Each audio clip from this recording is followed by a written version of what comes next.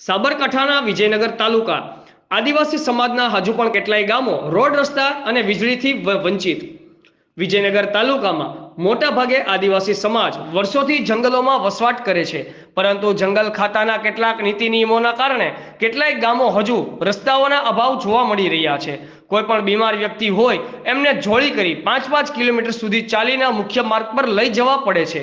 તેવી જ રીતે ખેરવાડા ગામના વડીલ વૃદ્ધને જોડીમાં નાખીને જતા પરિવારજનો જોવા મળી રહ્યા હતા।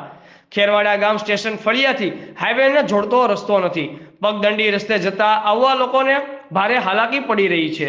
અહીં રસ્તો બનાવવા અનેકવાર રજૂઆત કરી હોવા છતાં તંત્રની ઉદાસીનતાને લઈ કોઈ જ પ્રગતિ કરવામાં આવતી નથી। રિપોર્ટર વિજયભાઈ પટેલ, આઝાદ મીડિયા લાઈવ, સાબરકાંઠા। કેમ દવાખાને ગયા હતા? સરકારી હોસ્પિટલ આ કાકાને તમે જોડીમાં કેમ લઈ ગયા?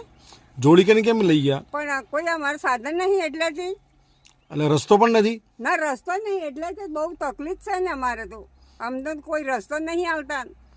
પણ જમીન તમારી છે, રસ્તા માટે માંગણી નથી કરી? હા ના, જમીન તો મારી જ છે। તો તમે રસ્તા માટે માંગણી નથી કરી?